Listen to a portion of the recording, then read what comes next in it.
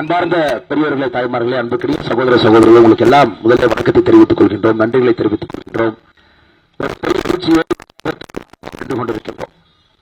நம்முடைய பாப்பம்பட்டி கிராமத்தில் நாடாளுமன்ற தேர்தல் வாக்கு செலுத்துவதற்காக தயாராகிக் கொண்டிருக்கின்றோம். 19ஆம் தேதி எல்லோரும் கூட நாடாளுமன்றம், நாட்டை ஆளக்கூடிய மன்றம், அதற்கு தலைவராக யார் வர வேண்டும். எத்தனையோ தேர்தல்கள் இருந்தாலும் கூட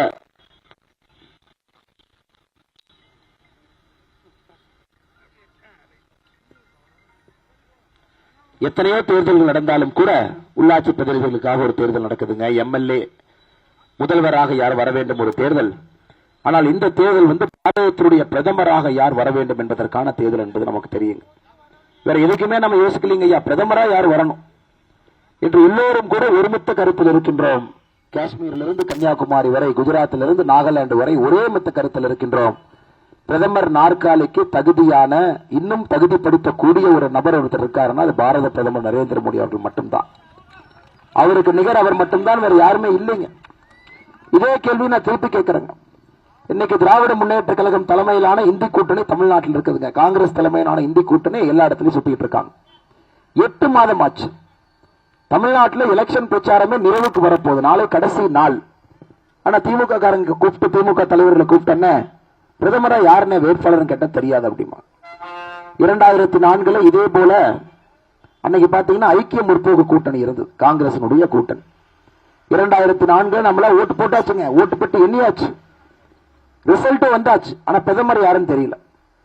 அதன் பிறகு 1 நாள் 2 நாள் 3 நாள் இப்படி இழுத்துட்டு போய் 10 நாள் கழிச்சு சொன்னாங்க இவர் தாங்க பிரதமர் அப்படின்னாங்க. 90% இந்திய மக்கள் கேட்டது இவர் யாருமே எங்களுக்கு தெரியலீங்க அப்படின்னு.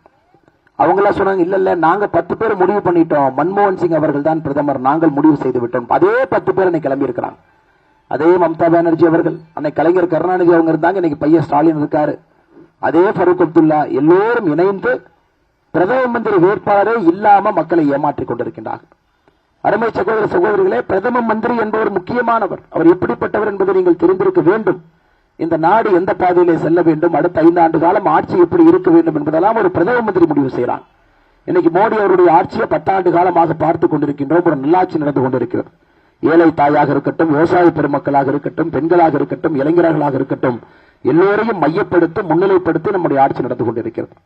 10 ஆண்டுகள்ல ஏழை தாய்மார்களுக்கு மட்டுமே 4 கோடி மோடி வீடு கட்டி கொடுத்திருக்கின்றோம். நேற்று மோடி ஐயா நம்முடைய தேர்தல் அறிக்கையை வெளியிட்டு விட்டு சொன்னார்கள், இன்னும் 5 ஆண்டுகள்ல 3 கோடி மோடி வீடு கட்டி கொடுக்க போகின்றோம் என்று. இளைஞர்கள் நாளை இந்தியாவை உருவாக்குவதும் கூட நம்முடைய அரசு தாங்க. ஏன்னா இந்தியாவை பொறுத்தவரை உலக நாடுகளில் வேகமாக வளரக்கூடிய நாடு. 2014 11வது பெரிய பொருளாதார நாடாக இருந்தோம். இன்று உலகத்தினுடைய 5வது பெரிய பொருளாதார நாடாக மாறி இருக்கின்றோம். இங்க இளைஞர்கள் நின்று கொண்டிருக்கின்றார்கள். எனக்கு பெரிய நம்பிக்கை இருக்கு, இவர்கள் இன்னும் 20 ஆண்டுகள்ல ஒரு வளர்ந்த நாட்டிலே வாழப் போகின்றார்கள். உலகத்தினுடைய முதன்மையான நாடு, வளர்ந்த நாட்டில் நம்முடைய இளைஞர்கள் வாழப் போகின்றார்கள். அதற்கான ஒரு ஆட்சி நம்முடைய மோடி அவனுடைய ஆட்சி. அதெல்லாம் தாண்டி பாருங்க, இந்திய ஜனநாயகம்னாவே லஞ்சம் என்று சொல்வார். உதாரணத்துக்கு திமுகவினுடைய ஆட்சி எடுத்துங்க. இன்னைக்கு இந்திய ஜனநாயகத்தில் 10 ஆண்டு காலமாக ஒரு குண்டூசியை திருடிவிட்டார்கள் என்கின்ற குற்றச்சாட்டுக்கு இடம் கொடுக்காமல் பாரத பிரதமர் நரேந்திர மோடி அவருடைய ஆட்சி நடந்து கொண்டிருக்கிறது. அருமை சகோதரர்களே, பெரியோர்களே, தாய்மார்களே, அதனால் நாம் புரிந்து கொள்ள வேண்டும். இந்த அற்புதமான வாய்ப்பை நாம் தவறவிடக் கூடாது. மோடி அவர்களை 3வது முறையாக 400 பாராளுமன்ற உறுப்பினர்களை தாண்டி அமர்த்த வேண்டிய கட்டாயமும் அவசியம் நமக்கு இருக்கு. இன்னைக்கு இன்னொன்னு யோசிச்சு பாருங்க, மோடி அவர்கள் பலமாக அமரும் பொழுது கோயம்புத்தூர் பாராளுமன்ற தொகுதியும் பலமாக இருக்க வேண்டும். இங்க இருக்கக்கூடிய பிரச்சனைகளை நாம் சரி பண்ண வேண்டும். இந்த மக்களுடைய குரலாக இருக்க வேண்டும். அதனால் உங்கள் வீட்டு பிள்ளை, உங்கள் அன்பு தம்பி அண்ணாமலை உங்கள் முன்னால் நின்று கொண்டிருக்கின்றார். கோயம்புத்தூர் பாராளுமன்ற தொகுதியினுடைய வேட்பாளராக நிச்சயமாக ஒரு பெரிய அன்பை நீங்கள் கொடுப்பீர்கள். தாமரைக்கு வாக்களிப்பீங்க. ஏப்ரல் 19ஆம் தேதி இங்கிருந்து உங்களுடைய குரலாக உங்களுடைய வீட்டு பிள்ளை அண்ணாமலையை நீங்கள் அனுப்பி வைப்பீர்கள் என்று முழுமையாக நான் நம்புகின்றேன். அது மட்டும் இல்லைங்க, உள்ளூருடைய பிரச்சனையை பாருங்க. நீண்ட நெடுங்காலமாக பாப்பம்பட்டி பகுதியில் இருக்கும் குடிநீர் பிரச்சனைக்கு நிரந்தர தீர்வு 70 ஆண்டு காலமா இப்படியே பேசி பேசி கொண்டு போயிட்டாங்க. ஐயா, நாங்கள் இன்று தெளிவாக இருக்கின்றோம். நெய்யல் நதியை சுத்தப்படுத்தி மறுபடியும் நெய்யல் தண்ணீரை பார்க்க வேண்டும். அதற்காகத்தான் 3 மாதங்களுக்கு முன்பு 970 கோடி ரூபாய் பணம் மத்திய அரசிடமிருந்து வாங்கிக் கொண்டு வந்திருக்கின்றோம். அது எங்களுடைய பொறுப்பு. நொய்யல் நதியில உபரி தண்ணீர் வரும்பொழுதெல்லாம் இங்க இருக்கக்கூடிய ஏரி குளமுட்டைகள் முன்னாடி நம்பிச்சுங்கம்மா, இது புதுசா இல்ல. ஆனா இதெல்லாம் கடந்த 50 வருடமாக நீர் மேலாண்மைக்கு எந்தவித முக்கியத்துவம் கொடுக்காம, எந்த பணத்தையும் செலவு பண்ணாம இன்னைக்கு இந்த மாதிரி ஆகியிருக்குதுங்க. ஆனால் நிச்சயமாக நாங்கள் இதை செய்து கொடுக்கின்றோம். இங்கே குறும்பரின மக்கள் அதிகமா வசிக்கிறாங்க. அவருடைய கோரிக்கை, ஆடு மேய்ப்பது பிரதானமான தொழிலாக இருக்கு. அவங்க கோரிக்கை என்ன சொல்றாங்கன்னா, விவசாயிகளுக்கு காப்பீடு அட்டை இருப்பது போல ஆடு மேய்ப்பவர்களுக்கும் ஒரு காப்பீடு அட்டை வேண்டும் என்கிற கோரிக்கை வச்சிருக்கிறாங்க. குறிப்பா ஒரு ஆடு மேய்ப்பருடைய கோரிக்கையை ஒரு ஆடு மேய்க்கிற யார் செய்ய முடியுங்கண்ணா? அதனால அதை பத்தி நீங்க ஒரி பண்ணிக்காதீங்க. சுல்தான்பேட்டை ஒன்றியத்துல கால்நடை மருந்து கடை, கால்நடைக்காக ஒரு மருந்து கடை வேண்டும் என்று கேட்கின்றார்கள். இதையும் இரண்டையும் கையில் எடுப்போம்.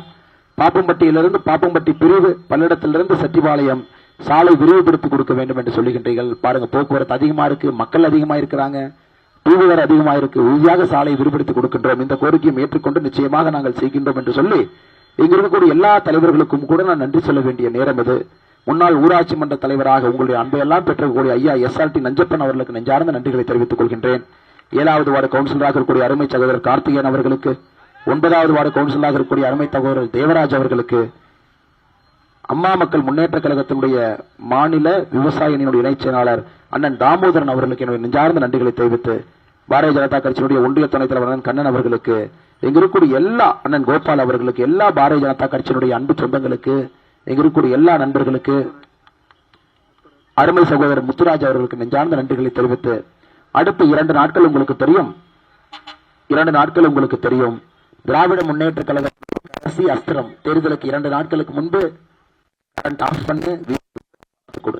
இது வந்து 8 ஆண்டு காலமாக பார்த்து பார்த்து பார்த்து மக்களை எந்த நிலைமையில் இருக்கிறோமோ அதே நிலைமையில வச்சிருக்கிறாங்க. அதனாலதான் அருமை சகோதர சகோதரிகளை ஒரு வேள்வியோடு உங்கள் முன்னால் நின்று கொண்டிருக்கின்றேன். இந்த பண அரசியல் பேயை கோயம்புத்தூர்லிருந்து ஊட்டியாக வேண்டிய நேரம் வந்துவிட்டது. 5 வருஷத்துக்கு ஒரு இதே மாதிரி தவறு பண்ணி அதுக்கப்புறம் மக்கள் போய் கேட்டா, நீ காசு வாங்கிட்டு தான் ஓட்டு போட்ட, கேட்பதற்கு உனக்கு என்ன உரிமை இருக்கு? இதையத்தான் 5 வருஷமா பேசுறாங்க. இதை இந்த முறை மாற்றி காட்டுவோம். எனக்கு நம்பிக்கை இருக்கிறது. அடுத்த 2 நாட்களும் கூட திராவிட முன்னேற்ற கழகம் தங்கச் சுரங்கத்தையே கொண்டு வந்து கொட்டினாலும் கூட தன்மானம் இருக்கக்கூடிய நாம் எல்லோருமே நாயத்தின் பக்கம் நிற்போம், மோடி ஐயாவின் பக்கம் நிற்போம், தாமரையின் பக்கம் நிற்போம், உங்கள் வீட்டு பிள்ளை அண்ணாமலையின் பக்கம் நிற்ப வேண்டும். முழுமையாக எனக்கு தெரியும். வந்திருக்கூடிய எல்லா அன்பு சொந்தங்களுக்கும் கூட நன்றி தெரிவித்து பெரிய ஆரவாரமான வரவேற்பு கொடுத்திருக்கிறீங்க. தாமரையை மறந்துடாதீங்க, வெற்றி சின்னம் தாமரையை மறந்துடாதீங்க, EVM மிஷின்ல முதல் பட்டன் தாமரையை மறந்துடாதீங்க. நன்றி, வணக்கம்.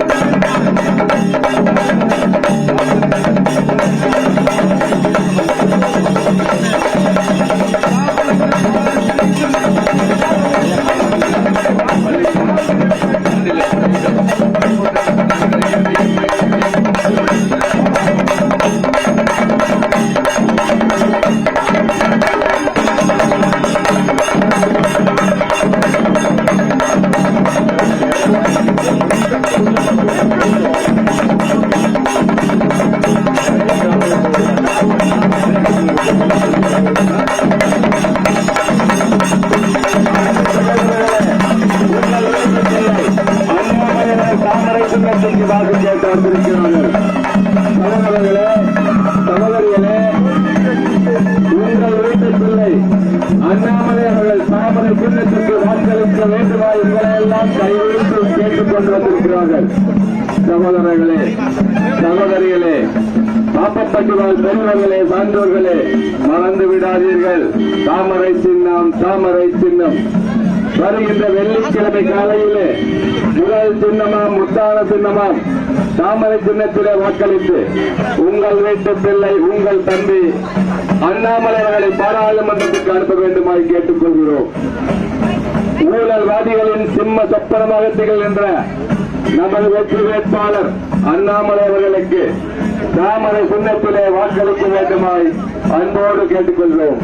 ஆனா போலாங்கண்ணா, வழிவிடுங்கண்ணா, கொஞ்சம் வலிங்கண்ணா அண்ணா, முன்னாடி வந்து கொஞ்சம் வழிவிடுங்கண்ணா, கொஞ்சம் ஒத்துழைப்பு கொடுங்கண்ணா, ராதி கொஞ்சம் தெரிவிடுங்கண்ணா, நிறைய கிராமங்கள் போகணுங்கண்ணா.